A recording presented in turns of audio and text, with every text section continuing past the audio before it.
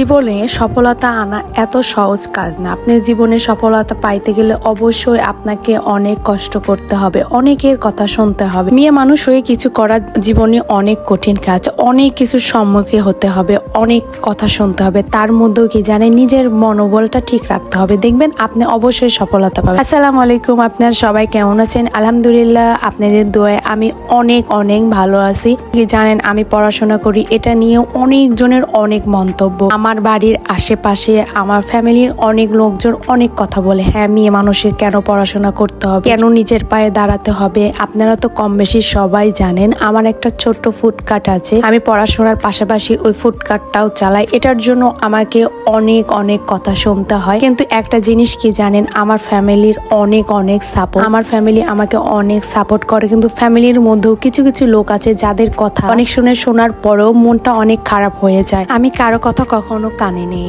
আমি কারো কথা যদি কানে নিতাম তাহলে আমি এতদূর আসতে পারতাম না। আমার বাবা মা আমাকে সবসময় সাপোর্ট করছে দেখে আমি আজকে এতদূর আসছি। লোকে অনেক ধরনের অনেক কথা বলবে, কিন্তু তাদের কথা যদি আপনি শোনেন তাহলে জীবনে কখনো আগাতে পারবেন না। আপনি এখনই ভাবেন তো, আপনি না খেয়ে থাকলে কি কেউ আসে আপনার খোঁজ নেয়? কখনোই না। তো আপনি যদি ভালো কিছু করতে চান তখনই আপনার সমালোচনা করবে। আপনি দেখবেন যখন আপনাকে নিয়ে মানুষ বেশি সমালোচনা করবে, তার মানে আপনি আপনার লক্ষ্যের দিকে পৌঁছে যাচ্ছেন। হ্যাঁ, এটাই একদম সত্যি কথা। জীবনে ভালো কিছু করতে গেলে মানুষের কথা শুনতে হবে, মানুষের কথায় কান্না দিয়ে নিজের লক্ষ্য পৌঁছে যাবেন। দেখবেন আপনি ঠিক সফলতার দুয়ারে একদিন ঠিক পৌঁছে যাবেন। আরেকটা কথা, আমাকে অনেকে ইনবক্সে বলতেছেন, আপু আপনি দোকান খুলতেছেন না কেন?